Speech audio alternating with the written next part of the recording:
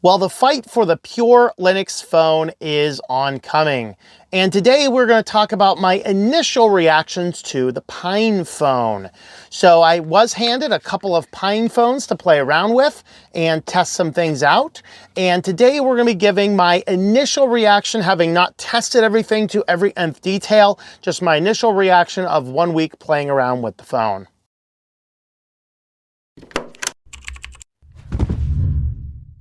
So thanks for checking out this video. Of course, over here we talk about free and open source software and Linux and just making personal choices in your computers. And I've wanted to play around with this PinePhone for a little bit. I just haven't had the opportunity to pick one up.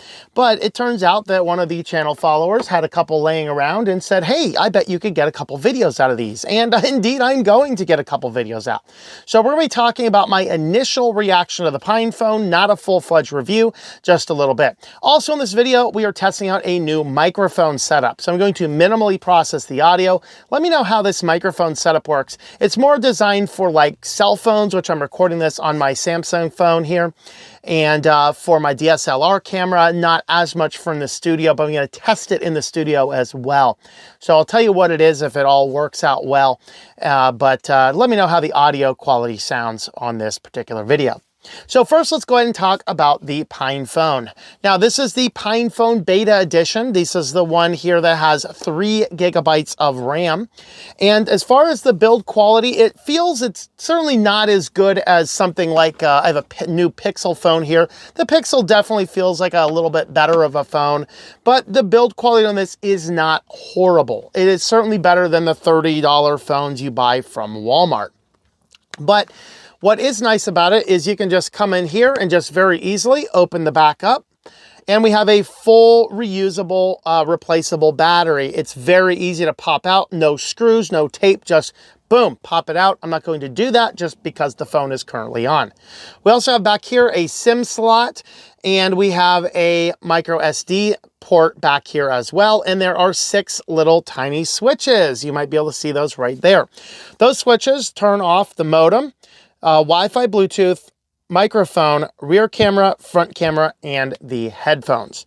So very nice as far as that. The audio quality of this is actually amazing. So somehow they managed to get really, really good speakers, despite some of the other limitations that you find in the phone, which we're going to talk about here as we got into the cons and some of my final analysis. Now, inside the box, you also have, before we get there, there's a headphone jack on the top, USB charging on the bottom, and then we have our on switch, and then our volume up and volume down. Now, the cool thing about this is if it's shut off and you hold down the power and the volume down button for about, I don't know, 10 so seconds, you can tell it to boot one time off of the SD card. So I can test other Linux operating systems without wiping the internal of the card. Now, depending on the PinePhone and the PinePhone Pro, the computer codes and priorities are going to be different, so you're going to want to look that up for the particular phone you get. This one is the beta, which is effectively the same as the original PinePhone, not the Pro version. Also inside the box, we get a nice red USB cable, and we have a dock. This dock is amazing. So plug this guy in at the bottom. You can charge your phone here. You can run 2 USB ports here. We have a full HDMI and an Ethernet port. All of that works great.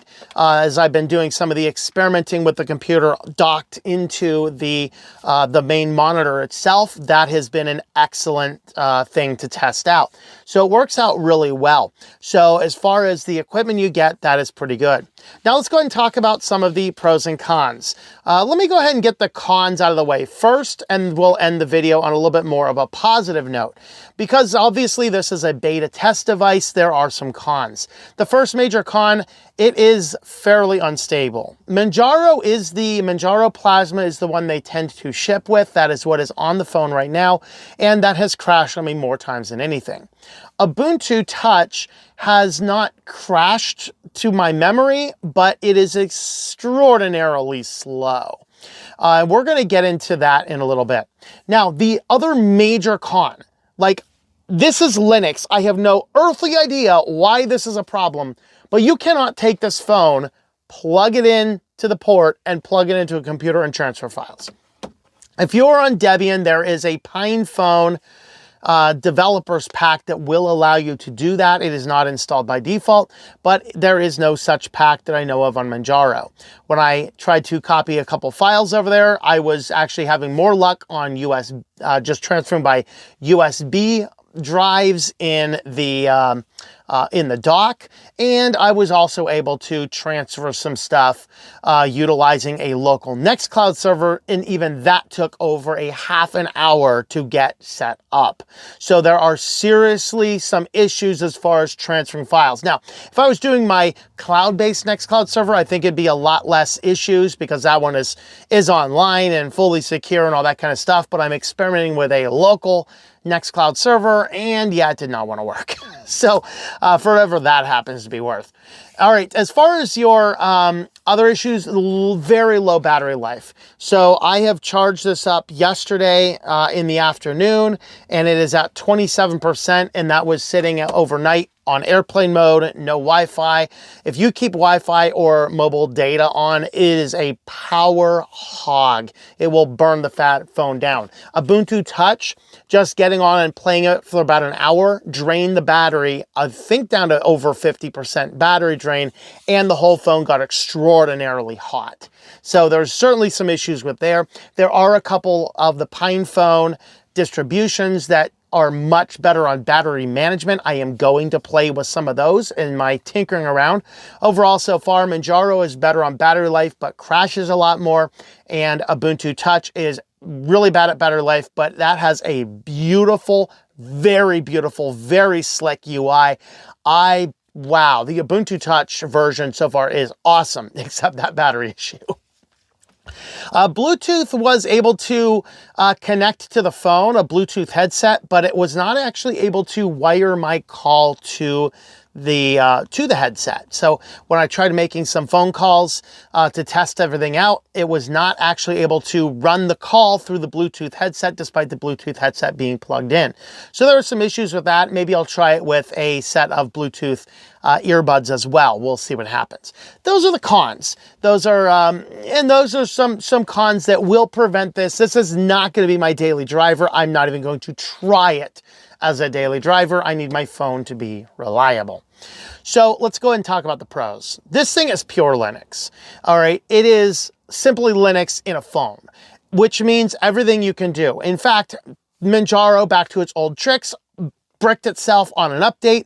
But since I have this beautiful, lovely dock, I plugged the phone into the dock, attached a keyboard into a monitor, hit Alt F2, logged back into the account on the terminal I get, and I was able to fix my build without having to reinstall anything. It was just a package conflict caused something to go wrong. I was able to fix the whole thing up and get right back into the phone. So it's pure Linux. Anything you can do on a Linux computer, you can do on the PinePhone.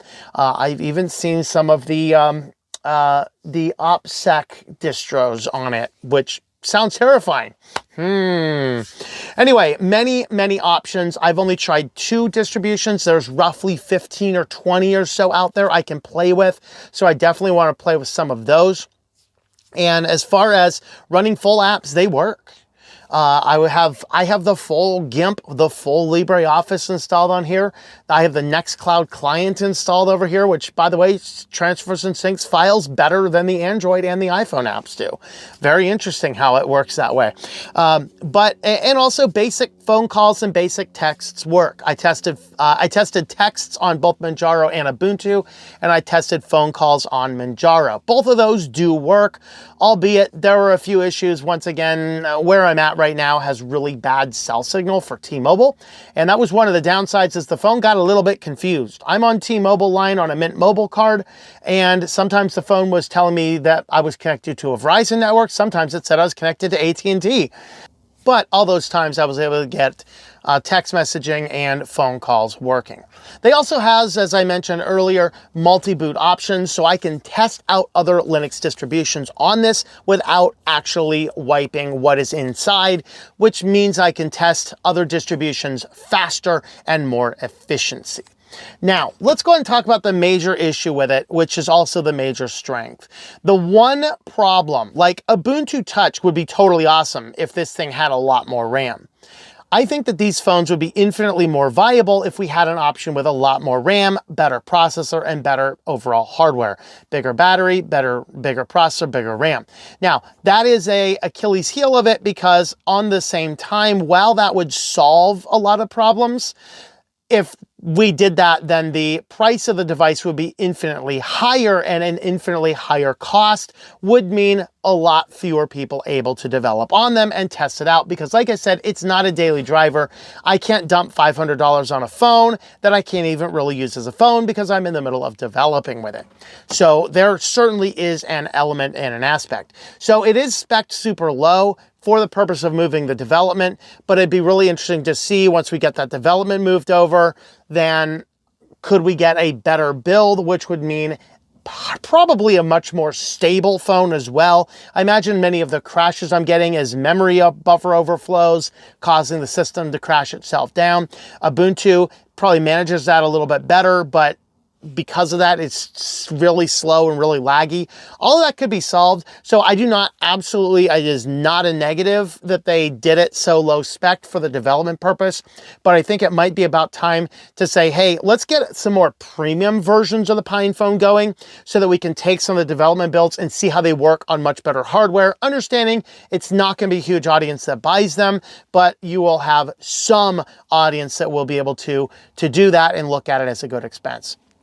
Those are my overall takes about this phone, just playing around with it for 1 week. So let me know your thoughts. Have you played with one? Do you want to play with one? Or if you have played with one, which is the next phone operating systems I should try out in here, moving beyond Ubuntu and Manjaro? Let me know that in the comments down below. Thanks for watching and hope that you enjoy switching to Linux.